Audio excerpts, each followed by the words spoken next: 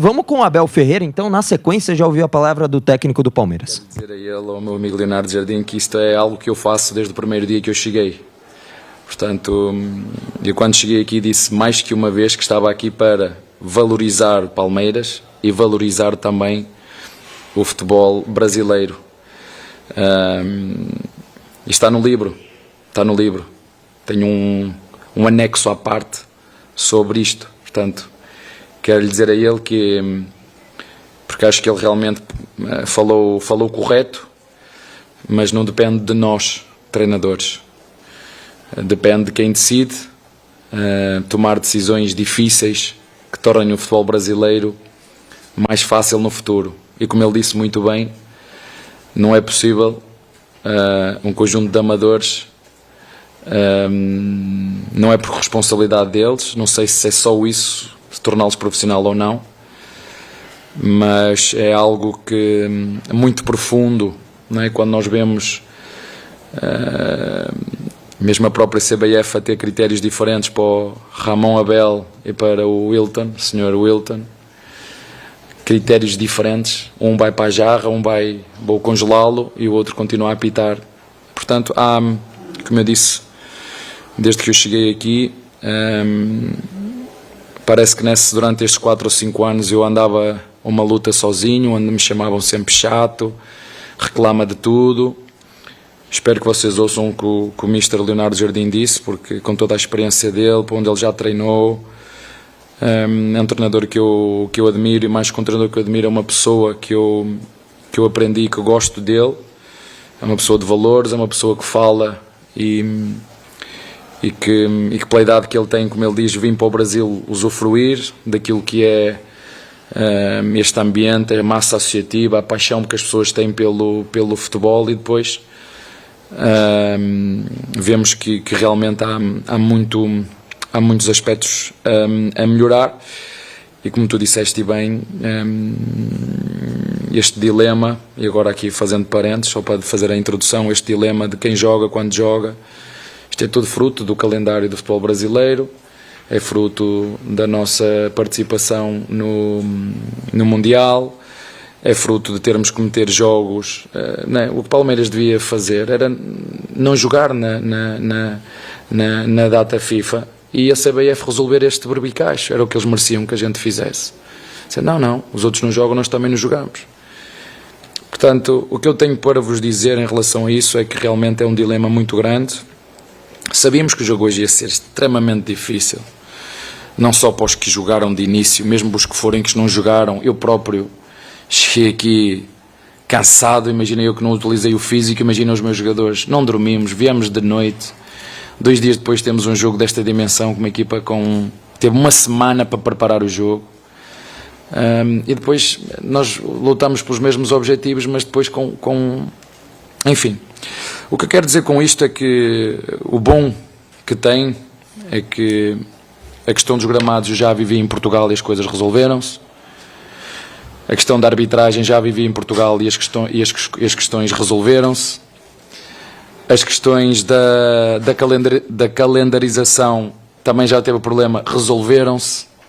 Só que isso é preciso fazer coisas, entendem? É preciso quem está nos cargos de decidir, tomar decisões, romper com tudo aquilo que existe. Eu entendo perfeitamente o que o meu colega falou, da frustração dele, e como eu o entendo. O último jogo que eu fiz no Maracanã, como eu o entendo a ele, como eu o entendo. Portanto, as narrativas que se criam, se é a equipa A, B ou C, que é mais ou menos beneficiada, eu acho que já toda a gente percebeu que não adianta criar essa narrativa hipócrita.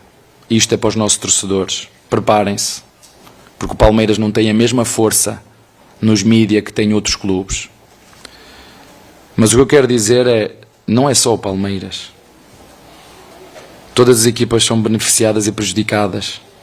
E quando se cria uma narrativa hipócrita em cima só do Palmeiras, fica quase como vamos agora aqui arranjar um patinho feio, vamos arranjar um alvo, e já que eles estão à frente no campeonato, vamos tentar. Isso foi feito muito antes do jogo do nosso contra o nosso adversário, vocês viram o que é que se começou a criar antes? Uma narrativa de que o Palmeiras era...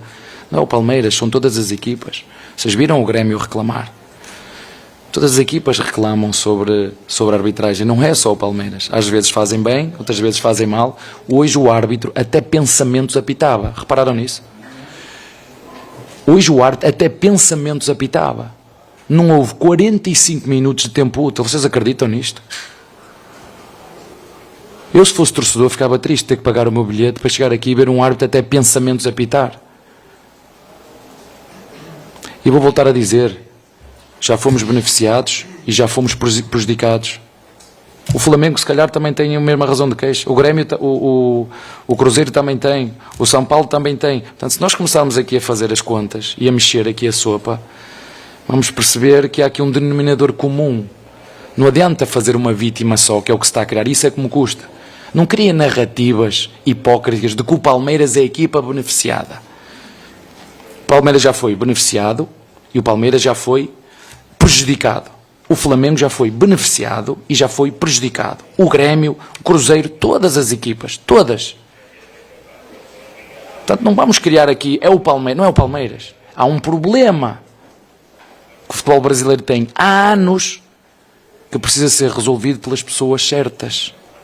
No momento certo, ter uma arbitragem independente da CBF, para que não existam estes critérios diferentes, congela-se um árbitro e o outro continua. Que critério é este? Não entendi. Eu não entendi. Não consigo entender como... O que me preocupa não é os erros. Eu às vezes aos meus jogadores, meus senhores, nós vamos errar. Não podemos é fechar os olhos aos erros. E quando a gente erra, deve assumir os erros. Agora vir dizer uma arbitragem segura...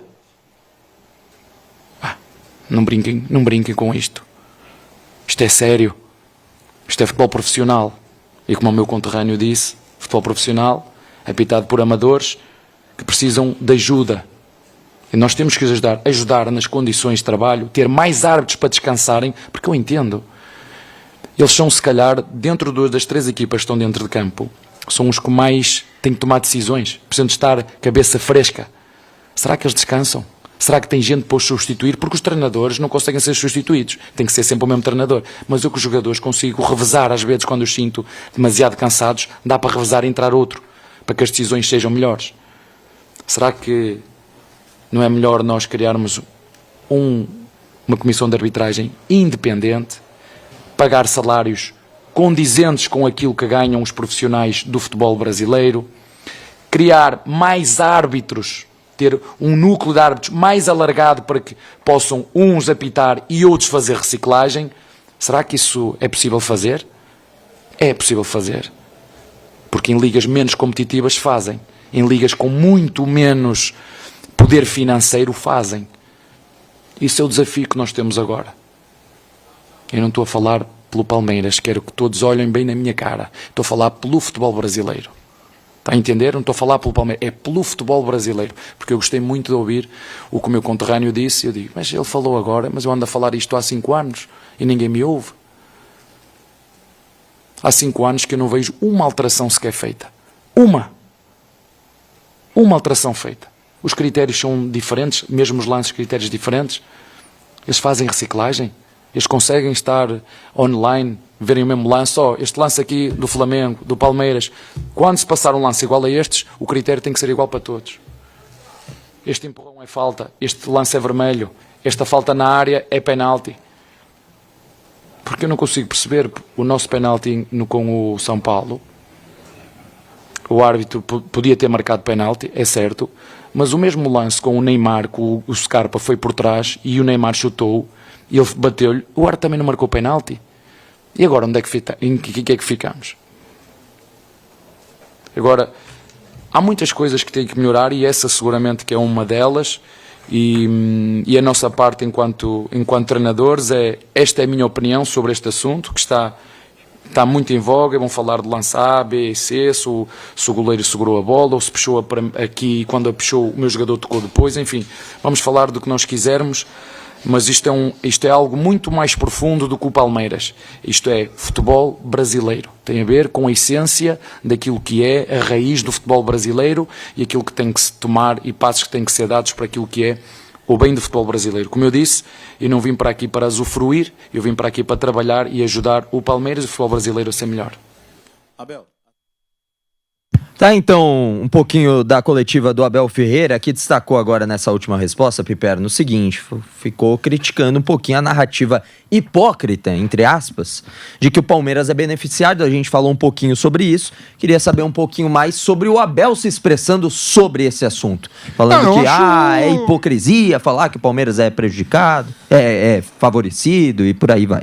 Eu acho que sim, eu acho que vale a pena esse desabafo, sim. É evidente que ele lembrou, falou, já fomos beneficiados em alguns jogos, já fomos prejudicados em outros. Então, Palmeiras, 2 domingos atrás, todo mundo lembrou e com toda a razão do jogo do Palmeiras e São Paulo. São Paulo teve um pênalti não marcado, o que lhe daria a possibilidade de fazer o 3-0. Perfeito. Então, todas as críticas ao árbitro em relação a isso foram justas.